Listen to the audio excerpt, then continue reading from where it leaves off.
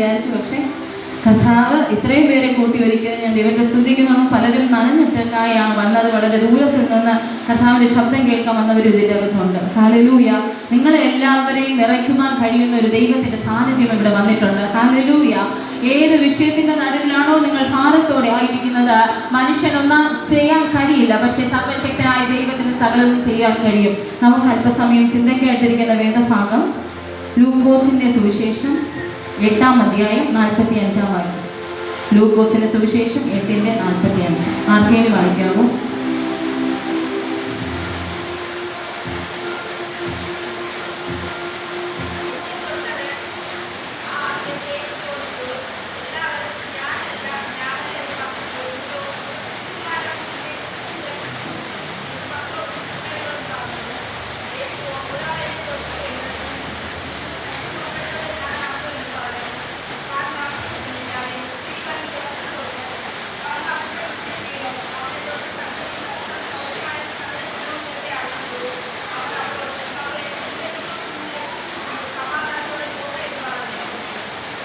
Okay. എന്നെ തൊട്ടത് ആരെന്ന് യേശു ചോദിച്ചു. എല്ലാവരും ഞാനല്ല ഞാനല്ല എന്ന് പറഞ്ഞപ്പോൾ, ഗുരു, പുരുഷാരം നിന്നെ തിക്കി തിരക്കുന്നു എന്ന് പത്രോസും കൂടെയുള്ളവരും പറഞ്ഞു. യേശുവോ, ഒരാൾ എന്നെ തൊട്ടു, എങ്കിൽ നിന്ന് ശക്തി പുറപ്പെട്ടത് ഞാൻ അറിഞ്ഞു എന്ന് പറഞ്ഞു. നമുക്കൊരു നിമിഷം പ്രാർത്ഥിക്കാം. Hallelujah, wonderful presence of God.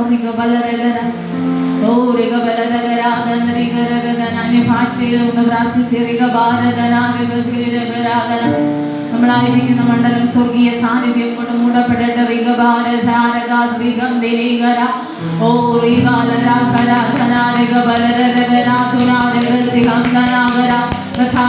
Design ചെയ്തു വെച്ചിരിക്കുന്ന എല്ലാ ദൂതന്മാരെയും കർത്താവേ ഈ മീറ്റിംഗിലേക്ക് നിങ്ങൾ സ്വാഗതം ചെയ്യുന്നു. Yes, hallelujah. ഞങ്ങൾക്ക് വേണ്ടി കർത്താവേ അംഗനാഥ ദേവി അപ്പ നിയമിച്ചിരിക്കുന്ന ദൂതന്മാർ ഇതിനകത്തുള്ളതിനാൽ നിങ്ങൾ നന്ദി പറയുന്നു. ഓ റീഗ ബാബ, ചിലതിനെയൊക്കെ തീ പിടിക്കുന്ന ഒരു റേഗവസ്ഥയിൽ ഒരു പ്രഭാതമായി തീരട്ട. അകത്ത് മണ്ഡലത്തിൽ പുതുജീവൻ പകരുന്ന ഒരു മീറ്റിംഗ് ആയി തീരട്ടെ കർത്താവ്. ഓ റീഗ ഓ ദൈവത്തിന് അസാധാരണമായി തീ ജനത്തിന് മേൽ കത്തണമെന്ന് പ്രാർത്ഥിക്കുന്നപ്പ. ദുഷ്ടന്റെ തലയെ തകർക്കുന്നവരായി ഇവർ പുറത്തു വരട്ടെ. യെസ്, ഉണർവിന്റെ അഗ്നിയുമായി ഇവർ പുറത്തു വരട്ടെ.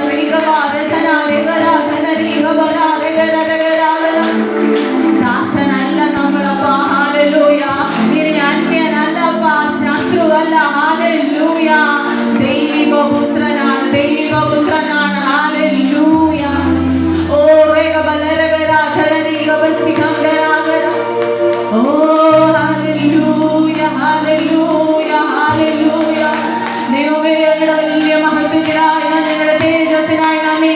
ഹല്ലേലൂയ. അങ്ങയുടെ കൃപ വ്യാപരിക്കപ്പെടട്ടെ. ഓ റേഗ ബല അന്തരീക്ഷം മാറട്ടെ, അന്തരീക്ഷം മാറട്ടെ. മിണ്ടാതിരുന്ന പറ്റില്ല. ദൈവ സാന്നിധ്യത്താൽ ഈ അന്തരീക്ഷം മൂടപ്പെട്ടിട്ട് പ്രാപിക്കാൻ വന്നവൻ ഒന്ന് പ്രതികരിച്ച് ദൈവ സാന്നിധ്യം അനുഭവിക്കുന്നവരൊന്ന് പ്രതികരിച്ച്. ഓ റേഗവ, മഴയാണ്, എനിക്ക് അറിയാൻ തടുപ്പാണ്, പക്ഷെ അകത്ത് കിടക്കുന്ന അഭിഷേകം നിന്നെ പ്രേരിപ്പിക്കുന്നുണ്ടെങ്കിൽ ഒന്ന് ആരാധിച്ച്. സർവശക്തനായ ദൈവത്തിന്റെ അടുക്കല നമ്മൾ വന്നിരിക്കുന്നത്. മനുഷ്യൻ കാണാൻ അല്ല ആരാധിക്കേണ്ടത്, സർവശക്തനായ ദൈവത്തിന്റെ സന്നിധിയിലുള്ള സ്നേഹ പ്രകടനമാണ്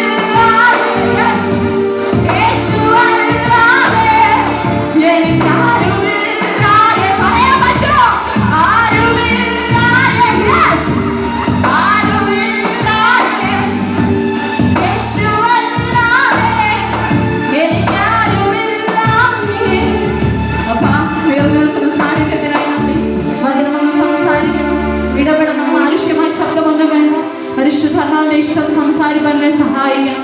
ഈ ജനത്തിന് വേണ്ടുന്ന ദൂത് കൈമാറാനുള്ള കൃപ നൽകണം. യേശുവിൻ നാമത്തിൽ തന്നെ ആമേൻ. ലൂക്കോസിന്റെ സുവിശേഷം 8-ാം അധ്യായം 45-ാം വാക്യത്തിൽ പറയുന്നു, എന്നെ തൊട്ടത് ആരെന്ന് യേശു ചോദിച്ചു. എല്ലാവരും ഞാനല്ല എന്ന് പറഞ്ഞപ്പോൾ, ഗുരു, പുരുഷാരം നിന്നെ തിക്കി തിരക്കുന്നു എന്ന് പത്രോസും കൂടെയുള്ളവരും പറഞ്ഞു. യേശുവോ, ഒരാളെന്നെ തൊട്ടു, എങ്കിൽ നിന്ന് ശക്തി പുറപ്പെട്ടത് ഞാൻ അറിഞ്ഞു എന്ന് പറഞ്ഞു. ഹല്ലേലൂയ. നിങ്ങൾക്കിത് വായിച്ചപ്പോൾ തന്നെ മനസ്സിലായി ആരെ കുറിച്ചാണ് പ്രസംഗിക്കാൻ പോകുന്നതെന്ന്. ഒരു രക്തസ്രാവക്കാരി, സമൂഹം വെറുത്തവർ, ആർക്കും വേണ്ടാത്തവർ, ചില അധികാരങ്ങളുടെ മുമ്പിൽ അടിയറവ് പറഞ്ഞവർ, ആരും അംഗീകരിക്കാത്തവരെ അംഗീകരിക്കുന്ന ഒരു സാന്നിധ്യം ഇതിൻ്റെ അകത്തുണ്ട്. ആർക്കും നിങ്ങളെ വേണ്ടായിരിക്കാം, പക്ഷെ സ്വർഗത്തിലെ ദൈവത്തിന്റെ സാന്നിധ്യം നിന്നെ കണ്ടാൽ നിങ്ങളുടെ പൊസിഷൻ മാറുമെന്ന് പറയാനാ ദൈവാത്മാവെ അയച്ചത്. ഹല്ലേലൂയ. രക്തസ്രാവക്കാരിയെ സംബന്ധിച്ച് വല്ലാതെ അവൾ അപമാനമേൽക്കുകയാ. ഹല്ലേലൂയ. രക്തം വാർന്നു പോവുക എന്ന് പറഞ്ഞാൽ ജീവൻ നഷ്ടപ്പെടുക എന്ന അർത്ഥം. രക്തം ഒരു ഡോക്ടറോട് ചോദിച്ചാൽ നിങ്ങൾക്കറിയാം, ഒരു ശരീരത്തിലെ ഏറ്റവും നിർണായകമായ ഘടകമാണ് രക്തം. ഹല്ലേലൂയ. രക്തം നഷ്ടമായി പോകുന്നു എന്ന് പറഞ്ഞാൽ അവളുടെ ജീവൻ ആപത്തിലാണെന്ന് പറയേണ്ടി വരും. അത് മാനസികമായിട്ടാകാം, സാമൂഹികമായിട്ടാകാം, ശാരീരികമായിട്ടാകാം. ഇവിടെ പറയുന്നുണ്ട്, വൈദ്യന്മാർക്ക് എല്ലാം കൊടുത്തു, ഒട്ടും ഭേദം വന്നില്ല. പലയിടത്ത് ഓടിപ്പോയി കാണും, മറ്റ് ജാതീയ കാര്യങ്ങൾ അവൾ ഏർപ്പെട്ട് കാണും. എങ്ങനെയെങ്കിലും എനിക്ക് രക്ഷപ്പെടണം. പരിശുദ്ധമോ നിങ്ങളെ കണക്ട് ചെയ്യുക. ദൈവമാനോട് പറയുന്നു, നിങ്ങളെ പരിശുദ്ധമോ കണക്ട് ചെയ്യുക. എവിടെയൊക്കെ നിങ്ങൾ അപമാനം ഏൽക്കുന്നില്ലയോ, എവിടെയൊക്കെ നീ ഒറ്റപ്പെടൽ അനുഭവിക്കുന്നില്ലയോ, എവിടെയൊക്കെ നീ മുറിപ്പെടുന്നില്ലയോ, നീ ചെയ്യാത്ത കുറ്റത്തിന്റെ പേര് പലരും നിന്നെ വിധിക്കുന്നില്ലേ സഹോദര? പരിശുദ്ധമ്മവനോട് പറയുന്നു, ദേവദാസ, നിനക്ക് വിരോധമായി നിന്റെ കുടുംബത്തിന്റെ അകത്തുള്ള വ്യക്തിയാ നിന്നെ ഭാരപ്പെടുത്തുന്നത്. നിന്റെ സഹോദരന്മാരാ നിനക്ക് വിരോധമായി ഇരിക്കുന്നത്. ദൈവത്തിന്റെ ആത്മാവ് സ്പഷ്ടമായ ബ്രദറിനോട് പറഞ്ഞു, രഞ്ജുസസിന്റെ ഹസ്ബൻഡിന്റെ ഫ്രണ്ട് ഇരിക്കുന്ന പുള്ളിക്കാരൻ കൈതൊക്കാം. ഹല്ലേലൂയ. ദൈവാത്മാവ് നിങ്ങളോട് പ്രവചിക്കാൻ പറയുന്നു, യോസേഫിന് എന്തുകൊണ്ടാ പ്രശ്നം വന്നതെന്നറിയാവോ? യോസേഫിന്റെ അകത്ത് കിടന്ന വാഗ്ദത്തം അത്ര വലുതായതുകൊണ്ടാണ്. അതുപോലെ ഒരു കണ്ടീഷന്റെ അകത്താണ് നിന്നെ പലരും കുറ്റം വിധിക്കുന്നുണ്ട്, പലരും നിന്നെ വേണ്ടെന്ന് പറയുന്നുണ്ട്, പലരും നിന്നെ അപമാനിക്കുന്നുണ്ട്. സീസൺ വന്നിട്ടില്ല കുഞ്ഞെ, നിന്റെ സീസൺ പുറകെ വരുന്നുണ്ട്. നിന്നെ അപമാനിച്ചവരെ കൊണ്ട് തന്നെ നിന്നെ പരിഗണിക്കുന്ന ഒരു സീസൺ വരുന്നുണ്ട്. സഹോദരന്മാർക്ക് യോസേഫിന്റെ മനസ്സിലായില്ല. മിസ്രൈമിൽ പോയി രാജാവായപ്പോ പക്ഷേ സർവശക്തനായ ദൈവത്തിന്റെ കീഴിൽ ഇരുന്ന യോസേഫിന് അറിയാം സഹോദരന്മാരെ. അതൊരു വെളിപ്പാടാ. നിന്നെ കർത്താവ് ഉയരങ്ങളിലേക്ക് എത്തിക്കുമ്പോ, നിന്റെ സഹോദരന്റെ കീഴെ വരുമ്പോ, പണ്ട് നാളിൽ നീ അങ്ങനെ എന്നോട് ചെയ്തതല്ലേ എന്ന് പറയാൻ നമുക്ക് വ്യവസ്ഥയില്ല. അവരെ കൂടെ ചേർത്ത് പിടിക്കാൻ നിനക്ക് മനസ്സുണ്ടെങ്കിൽ നിന്റെ ചരിത്രത്തെ മാറ്റി കുറിക്കാൻ പരിശുദ്ധമോ റെഡിയാണ്.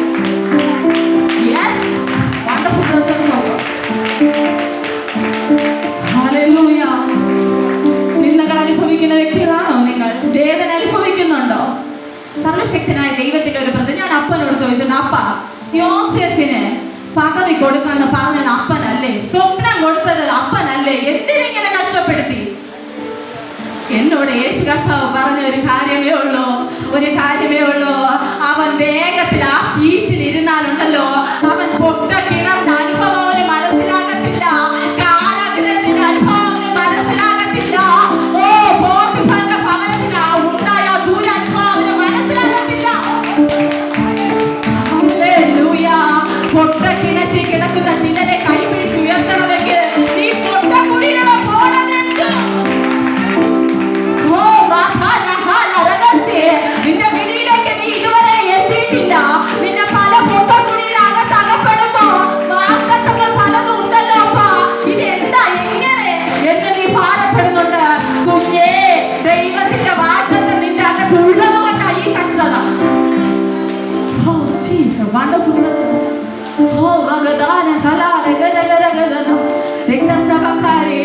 ആരോടും പറഞ്ഞില്ല. അവൾ പുരുഷാർത്ഥിയൊന്നും നോക്കിയില്ല. അവൾ യേശുവിനെ തൊട്ടു. ഇതിന്റെ അകത്ത് യേശുവിനെ തൊടാൻ ആരെങ്കിലും വന്നിട്ടുണ്ടോ? യേശുവിൽ നിന്ന് ശക്തി വെളിപ്പെടും. കർത്താവിനോട്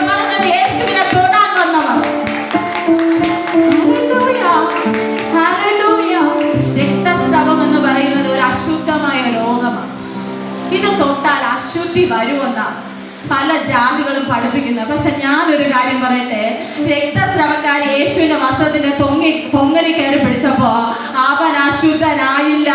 അവനിലുള്ള അവിശുദ്ധി അവനിലേക്ക് പകർന്നു. ഇങ്ങനെ ഒരു ദൈവമുണ്ടോ?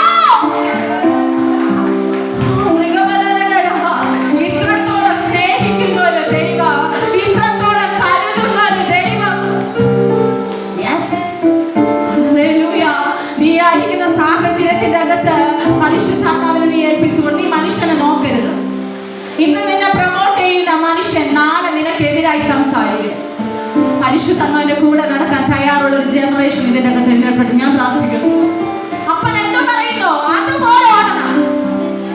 കർത്താവ് പറയുന്നു, നിന്നെ ഒരു സുവിശേഷകനായിട്ടാണ് കർത്താവ് വിളിച്ചേ. ഒരു സുവിശേഷകനായിട്ടാണ് ബ്രദറെ നിങ്ങളെ വിളിച്ചത്. നിങ്ങൾക്ക് വല്ലാതെ ആഗ്രഹമുണ്ട് സുവിശേഷ വേല ചെയ്യാൻ, പക്ഷെ ഒരു ഓപ്പണിങ്ങും ഇല്ല. അല്ലെ, ഞാൻ പറയുന്നത് ശരിയല്ലേ? അല്ല, നിങ്ങൾ ആരാധിക്കുമ്പോ അപ്പം തിരിക്കുന്നവർ ഇപ്പം തിരിക്കുന്നവർ നിങ്ങളെ നോക്കാറുണ്ട് ഇല്ലേ? ഇതിന് മാത്രം എന്താ ഒരു പ്രത്യേകത? അവർക്കറിയില്ല നിന്റെ അകത്ത് വ്യാപരിക്കുന്ന ആദ്യന്ത ശക്തി. അതിനെ കൂട്ടിടാൻ പറ്റില്ലെന്നേ. അവൻ ആരാധിക്കും, എന്താ പറഞ്ഞാലും പറ്റില്ല. അവന്റെ അകത്ത് മനുഷ്യൻ അവനെ ബലപ്പെടുത്തും. പ്രാർത്ഥന വെളിപ്പെടട്ടെ, ആരാധന വെളിപ്പെടട്ടെ. എവിടെ പ്രാർത്ഥന വെളിപ്പെട്ടിട്ടുണ്ടോ, എവിടെ ആരാധന വെളിപ്പെട്ടിട്ടുണ്ടോ, അവിടെ വിടുതൽ വെളിപ്പെട്ടിട്ടുണ്ട്.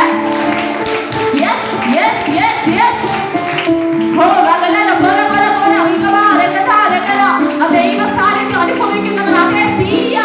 ആരാധിച്ചാട്ടെ.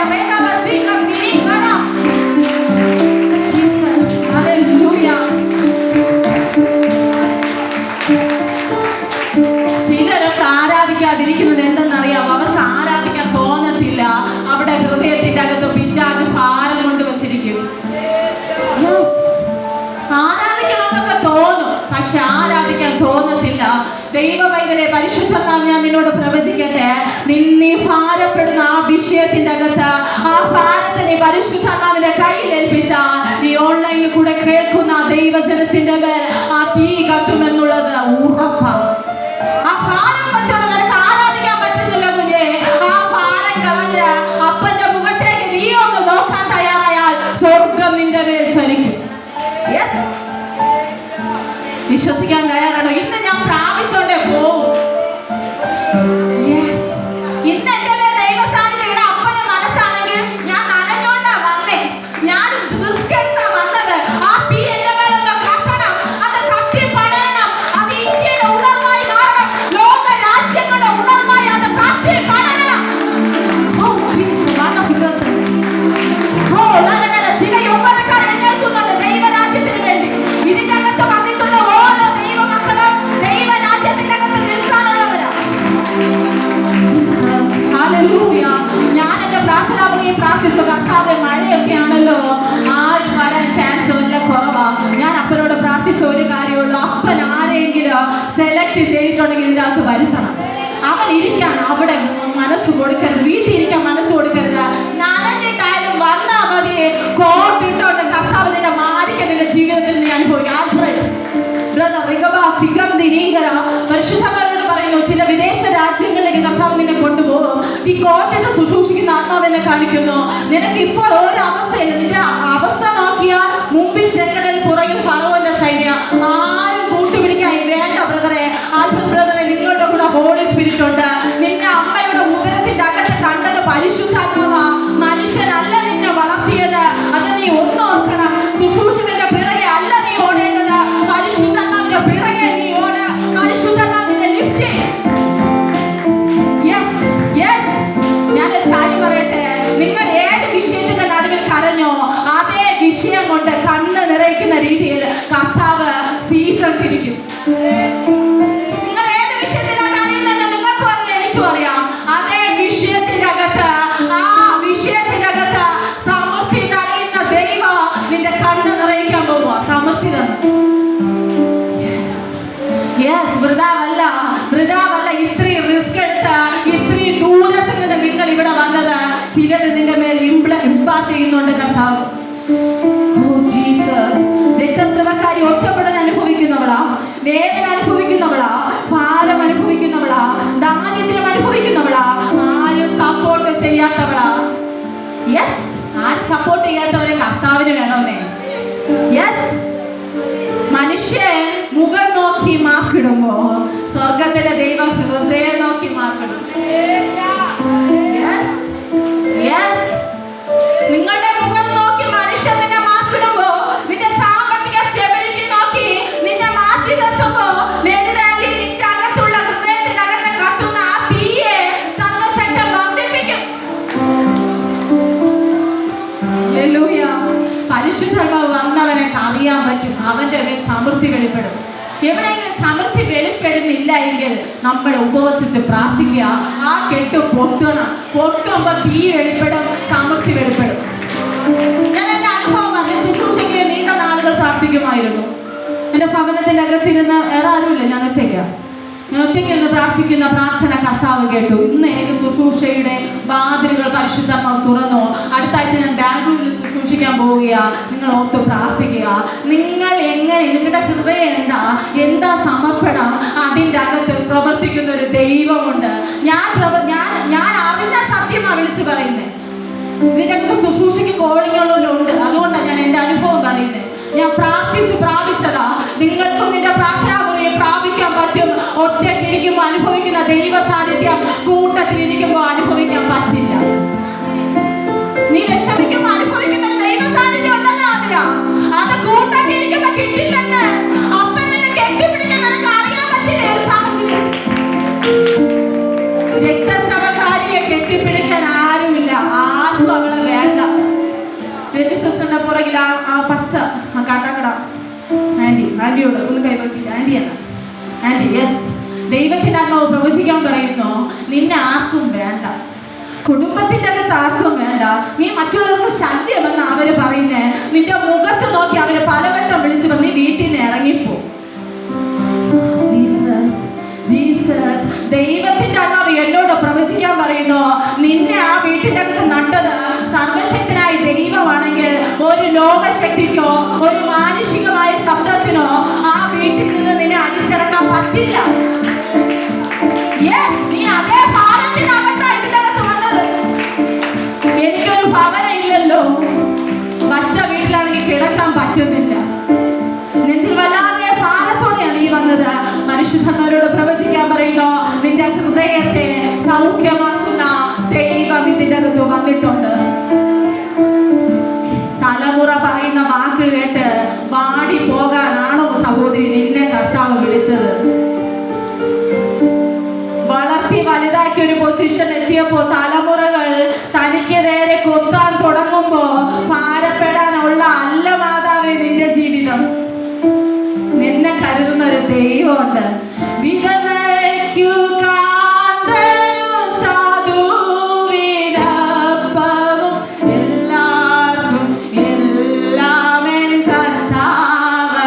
കാണാൻ പറ്റോ?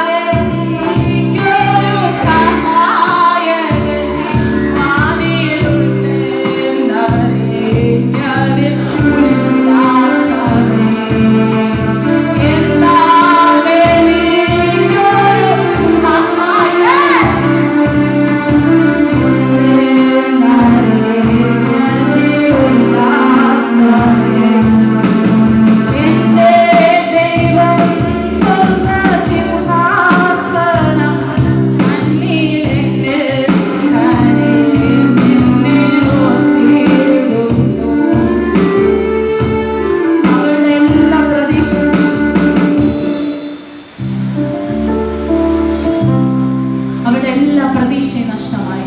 മരണത്തിന് വേണ്ടി കാത്തിരിക്കുന്നവളാണ്. മരണം അടുത്തുകൊണ്ടിരിക്കുന്നു, മരണത്തിന് വേണ്ടി കാത്തിരിക്കുന്നു. ഇതിൻ്റെ അകത്ത് ദൈവാത്മാവ് എന്നോട് പറയുന്നു, ചിലർ മരണത്തെ കാംക്ഷിക്കുന്നുണ്ട്. നിന്റെ സമയം കഴിഞ്ഞിട്ടേ അപ്പം വിളിക്കൂ. അത് എത്ര ഏജിലായാലും ദൈവത്തിന് ആത്മാവ് എന്നെ കാണിക്കുന്നുണ്ട്. പക്ഷെ ആ വ്യക്തിയെ ഞാൻ പറയില്ല. ദൈവാത്മാവ് ആ വ്യക്തിയോട് ഞാൻ പ്രവചിക്കുക. അത് ഏത് വ്യക്തിയെന്ന് നിങ്ങൾക്കറിയാലോ. മരണം നിങ്ങൾക്ക് കർത്താവ് നിയമിച്ചിരിക്കുന്ന സമയത്തെ നിങ്ങളെ വിളിക്കത്തുള്ളൂ. നീ നിത്യരാജ്യത്തിൽ എത്തണമെന്ന അപ്പന്റെ പദ്ധതിയാ. മരണത്തിന് വേണ്ടി പ്രാർത്ഥിക്കാൻ വ്യവസ്ഥയില്ല. വേദനയിലൂടെ പോണോന്നേ, കഷ്ടതയിലൂടെ പോണോന്നേ. കഷ്ടതയില്ലെന്ന് ഞാൻ പ്രസംഗിക്കാനല്ല വന്നത്. ലോകത്തിൽ നിങ്ങൾക്ക് കഷ്ടമുണ്ട് എങ്കിൽ ധൈര്യപ്പെടുവേ. കർത്താവ് ലോകത്തെ ജയിച്ചിരിക്കുന്നു. കഷ്ടത ഇല്ലെന്ന് പറയണം പ്രസംഗിക്കുന്ന ഒരുപാട് പേര് കാണും. പക്ഷെ എനിക്ക് സത്യം പ്രസംഗിച്ചാലേ പറ്റോ. നിങ്ങൾ ദൈവരാജ്യത്തിൽ നിന്നാൽ കല്ലേറുണ്ട്, പഴിയുണ്ട്, ദുഷിയുണ്ട്. ഈ സമൂഹ മാധ്യമങ്ങൾ വിമർശിക്കാൻ ഇടയാകും. നിന്റെ പൊസിഷൻ എത്രമാത്രം വലുതാകുമോ അത്രമാത്രം കല്ലേറുണ്ട് സഹോദര, കല്ലേറുണ്ട് സഹോദരി. അതിൻ്റെ അകത്ത് നീ പിടിച്ചു നിൽക്കണം. പിടിച്ചു നിൽക്കണം. കുടുംബത്തിന്റെ അകത്ത് ഒരു കല്ലേറുണ്ടാകുമ്പോ നീ സൈലന്റ് ആകണം. നിനക്കെല്ലാം അറിയാമെന്ന് പറഞ്ഞ് തിരിച്ച് നിങ്ങൾ അവരോട് പ്രതികരിക്കാൻ പോയാൽ നിന്റെ പരിശുദ്ധാത്മാവിനെ ദുഃഖിപ്പിക്കരുത്. ആരോടൊക്കെ പരിശുദ്ധാത്മാവ് പറയുന്നു. കുടുംബത്തിന്റെ അകത്ത് വല്ലാതെ ഭാരം അനുഭവിക്കുന്ന ആ വത്സല സഹോദരിയോട് ദൈവാത്മാവ് പറയുക, നീണ്ട 2 ആഴ്ച കൊണ്ട് നിന്റെ ജീവിതത്തിന്റെ അകത്ത് സമാധാനമില്ല, സ്വസ്ഥതയില്ല, കരഞ്ഞ് കരഞ്ഞ് തീരുക. ഒരു മറിയെ പോലെ നീ കരയുക. എന്തിനാ അമ്മ ഈ വേദന? വാഗ്ദത്തമുള്ളതുകൊണ്ടാ. കരയണ്ട കേട്ടോ. കരയിക്കാൻ പറഞ്ഞല്ല, പ്രവചിച്ച് ഇങ്ങനെ വന്നപ്പോ പറഞ്ഞു പോയതാ പേര് വെച്ചത്. ഞാൻ പ്രവചിച്ച് സംസാരിച്ച് തുടങ്ങുമ്പോൾ ജനം കരയുന്നത് ഞാൻ കണ്ടിട്ടുണ്ട്. ഞാൻ ആക്ച്വലി കരയാതിരിക്കാനാ ഞാൻ ചിലത് പ്രവചിക്കുക. പക്ഷെ ഇവര് കരയും. എന്തുകൊണ്ടെന്നറിയാം, അങ്ങനെ കരഞ്ഞിടുമ്പോ അങ്ങ് നിർത്തും. ഹല്ലേലൂയ. നമ്മൾ ഇനി കരയാനുള്ള സീസൺ അല്ല, ഇനി ചിരിക്കണം. റെഡിയാണോ? അറിവ് റെഡി?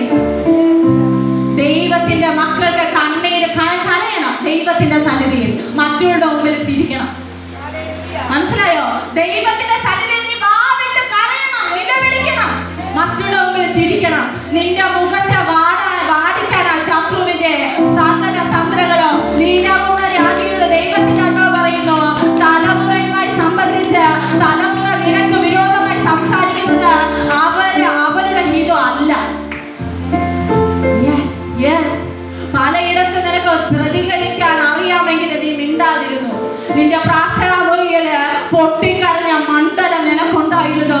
ദൈവമൈതലെ, നീ ഇന്ന് ഇവിടെ വരുമെന്ന് വിചാരിച്ചതല്ല, കർത്താവ് നിന്നെ പൊക്കിയെടുത്ത് കൊണ്ട് വന്നത്. ദൈവത്തിന്റെ അല്ലാതെ പ്രവചിക്കാൻ പറയുന്നു.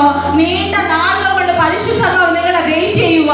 കഷ്ടതയും വേദനയും ഞെരുക്കവും തീർന്ന് ഒരു തലമുറ അനുഗ്രഹിക്കപ്പെടുമെന്ന് കണ്ടപ്പോ ശത്രു ഒരു കല്ലെടുത്ത് വെച്ചല്ലേ? ഇതല്ലേ വിഷയം? വാഗ്ദത്ത സന്തതി കിട്ടി, തലമുറയുടെ അകത്തൊരു നന്മ വെളിപ്പെടുമെന്ന് കണ്ടു. കുടുംബത്തിന്റെ അകത്തുള്ള വ്യക്തികൾ തന്നെ അതിന് വിരോധമായി സംസാരിച്ചു തുടങ്ങി. കല്ലെടുത്ത് വെച്ചു. ദൈവ പൈതലെ, വാഗ്ദത്ത ഉള്ളവനെ കല്ലെടുത്ത് അടച്ചു വെച്ചാലോ കല്ലിനെ പൊട്ടിച്ചോണ്ട് അവ ഉയർത്തട്ടെ. യഹൂദന്മാര് വിചാരിച്ച് കർത്താവ് മരിച്ചല്ലോ, ഇനി അവ എഴുന്നേക്കത്തില്ല. 3-ാം നാൾ സകലത്തിനെ വെല്ലുവിളിച്ച സകലത്തിനെ, മരണമേ നിന്റെ ജയം എവിടെ? പാതാളമേ നിന്റെ വിഷമുള്ള എവിടെ? അപ്പൻ എഴുന്നേറ്റ് വന്നത് എനിക്ക് നിനക്ക് വേണ്ടിയിട്ടല്ലേ? ഇങ്ങനെ ഇരുന്നാ മതിയോ?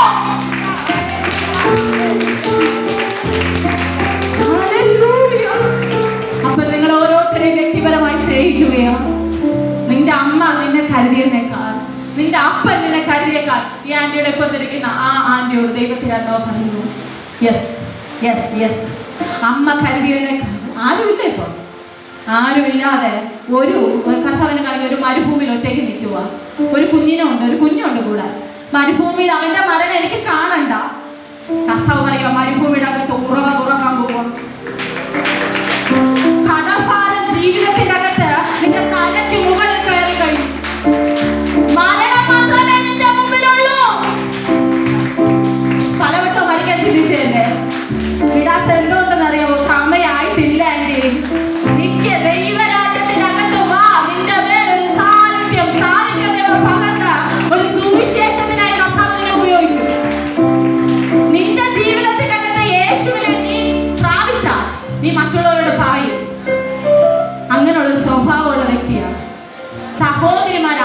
എന്തെങ്കിലും അറിഞ്ഞ അടുത്തൊരു വ്യക്തിയോട് പറയും. അത് നല്ലതായാലും പറയും, ചീത്തയായാലും പറയും. ഇല്ലേ? നല്ലതായാലും പറയും, അവർക്ക് പറയാതിരിക്കാൻ പറ്റില്ല.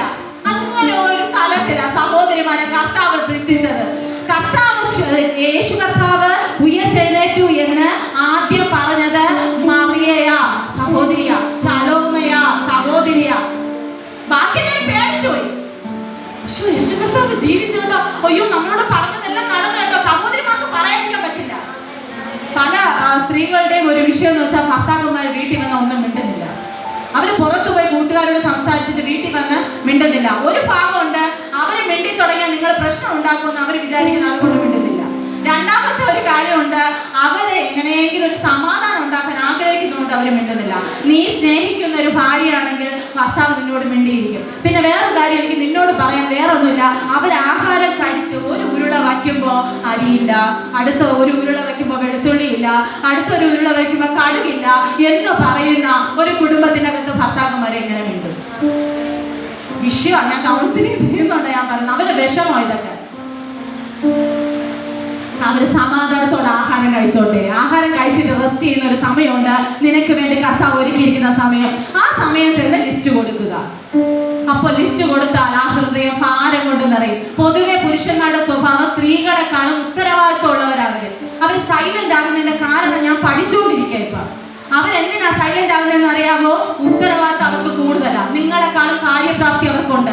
നിങ്ങൾ എന്തെങ്കിലും ചെയ്തിട്ട് മറിച്ചിട്ടിട്ട് പോകും, അവരതിന്റെ ഉത്തരം പറയും കുടുംബത്തിന്റെ. അതുകൊണ്ട് കുടുംബത്തിന്റെ തലയായി കർത്താവ് പുരുഷന്മാരെ വച്ചിരിക്കുന്നു. എവിടെയെങ്കിലും തലങ്ങൾ നമ്മൾ കീഴ്പ്പെടുന്നില്ലെങ്കിൽ ദൈവ പൈതലെ മടങ്ങി വരണം. ഞാനൊരു കാര്യം കൂടെ പറയാം. നിന്റെ കൂടെ ഒരു ഭർത്താവിനെ കർത്താവ് തന്നിട്ടുണ്ടെങ്കിൽ നിന്റെ ജീവിത അവസാനം വരെ ആ മനുഷ്യനോടുകൂടെ നീ ജീവിക്കണം. നിന്റെ തലമുറ നിന്നെ വിട്ടിട്ട് പോകും. വയ്യ, അയ്യോ പല്ലൊക്കെ പൊഴിഞ്ഞു പോയി എന്ന് ഒരു ഗ്ലാസ്സിൽ ചായ ഇട്ടോണ്ട് വരാൻ പറയാൻ ആ മനുഷ്യനെ കാണുള്ളൂ. മറക്കണ്ട. ഇന്ന് കൊടുക്കുന്നതിന്റെ പ്രതിഫലം നാളെ നിനക്ക് സ്നേഹമായി വെളിപ്പെടും. ചിലരൊക്കെ പണിയുന്നുണ്ട്. ഇതൊക്കെ പറയാൻ ആൾക്കാർ വേണ്ടേ? വേണമല്ലോ അല്ലെ? എന്നോട് ആർക്കും വിരോധമില്ല, അതുകൊണ്ട് എനിക്ക് പറയാം. ഇതെന്റെ ഫാമിലിയാ. നിങ്ങൾ രക്ഷപ്പെട്ടാൽ നിങ്ങളുടെ തലമുറ രക്ഷപ്പെടും. നിങ്ങൾ എന്ത് ചെയ്യുന്നു അതേ നിന്റെ തലമുറ ചെയ്യത്തുള്ളൂ. നീ നിന്റെ ഹസ്ബൻഡിനെ എങ്ങനെ ബഹുമാനിക്കുന്നോ അതുപോലെ അവരുടെ തലമുറയിൽ അവർ ചെയ്യത്തുള്ളൂ. മനസ്സിലായോ? നിങ്ങൾ വഴക്ക് കൂടുന്ന കുടുംബമാണെങ്കിൽ ഡെഫിനറ്റ്ലി നാളെ നിന്റെ കുടുംബത്തിനകത്ത് വഴക്ക് നടക്കും. കുഞ്ഞാണെന്നൊന്ന് വിചാരിക്കണ്ട, എല്ലാം പതിയുന്നുണ്ട്. പിശാചിന് ഇടം കൊടുക്കരുത്. സൂര്യൻ അസ്തമിക്കോളം നീ പിണക്കം വച്ചോണ്ടിരിക്കരുത്. നീ ഒന്ന് പോട്ടെ, ക്ഷമിക്കുക. ആ ഒരു ഹൃദയം വേണ്ടേ. ആരോടൊക്കെ പരിശുദ്ധമായ വ്യക്തിപരമായി സംസാരിക്കും. നിങ്ങളുടെ കുടുംബത്തെ രക്ഷപ്പെട്ടിട്ട് എനിക്കൊരു കാര്യമില്ല. നിങ്ങളുടെ കുടുംബം സന്തോഷമായി തീർന്നാൽ ആ കുടുംബത്തിനകത്ത് സാന്നിധ്യം വെളിപ്പെടും. കുടുംബം ശരിയായാലേ സാന്നിധ്യം വെളിപ്പെടുള്ളൂ. അടുത്തൊരു തലത്തിലേക്ക് നിനക്ക് ഉയരണമോ നീ നിന്റെ കുടുംബത്തെ സമർപ്പിക്കണം. ഒന്നാമതായി നമ്മൾ രക്തസ്രവക്കാരെ കണ്ടു. രണ്ടാമതായി യേശു തൊട്ടാലും യേശുവിനെ തൊട്ടാലും യേശുവിൽ നിന്ന് ശക്തി പുറപ്പെടും. വിശ്വാസത്തോടു കൂടിയ പ്രാർത്ഥന ദീനക്കാരനെ രക്ഷിക്കും. രണ്ടാമതായി ഒരു സക്കായി കർത്താവിനെ കാണണം. ഒരാൾ വന്നത് തൊടാനാ വന്നത്, കാണിക്കെടുക്കണം. ഒരാൾ വന്നത് തൊടാനാ വന്നത്, രണ്ടാമത്തെ ആള് വന്നത് കാണാൻ വേണ്ടി. ഇതിൻ്റെ അകത്ത് ആരെങ്കിലും കാണാൻ വന്നിട്ടുണ്ടോ? കർത്താവിനെ കാണണം. എനിക്ക് തൊടാൻ വേണം, കാണാൻ വേണം. ചിലർ അങ്ങനെയാ, ഭയങ്കര ക്യൂരിയോസിറ്റി ആയിട്ട് ഇതിൻ്റെ അകത്തിരിപ്പുണ്ട്. ചിലരെ എന്തെങ്കിലും അനുഭവിച്ചാൽ മതി, കിട്ടണമെങ്കിൽ കൊണ്ടുപോകാം, അല്ലെങ്കിൽ ബാക്കിയുള്ളവർ കൊണ്ടുപോയിക്കോട്ടെ, എനിക്കൊരു നോ പ്രോബ്ലം, ഞാൻ മാർഗം തരാമേ. അങ്ങനെ വന്നവരുണ്ട്. കൊണ്ടേ പോകൂ. എന്റെ മേൽ ആ ദൈവ സാന്നിധ്യം കർത്താവിനെ വെളിപ്പെടുത്താൻ ആഗ്രഹമുണ്ട്, അത് ഞാൻ പ്രാപിച്ചിട്ടേ പോകുന്നു വന്നവരുണ്ട്. ഏത് കൂട്ടത്തിലാണ് നമ്മള്? കർത്താവ് സെലക്ട് ചെയ്ത ഇതിന്റെ അകത്ത് ആക്കിയത്. എനിക്കറിയാം ഇതിന്റെ അകത്ത് അപ്പന് ഉപയോഗം ഇല്ലാത്ത ആരും വന്നിട്ടില്ല. എന്ന് വെച്ചാൽ ഇത്രയും മഴ നടക്കുമ്പോൾ നിങ്ങൾക്ക് ഇങ്ങനെ വരാൻ പറ്റും? നീ നനഞ്ഞും ഭയങ്കര ഭാരപ്പെട്ട് ഈ കുഞ്ഞുങ്ങളെയൊക്കെ കൊണ്ട് നിങ്ങൾ വരണമെങ്കിൽ അപ്പനോടുള്ള സ്നേഹമല്ലേ? അപ്പൻ നിങ്ങളെ സ്നേഹിക്കുന്നത് കൊണ്ടല്ലേ നിങ്ങൾ ഇതിന്റെ അകത്ത് വന്നത്. പറയാതിരിക്കാൻ പറ്റില്ല. അടുത്ത ഭാഗം നമുക്ക് കാണിച്ചു കഴിഞ്ഞിട്ട്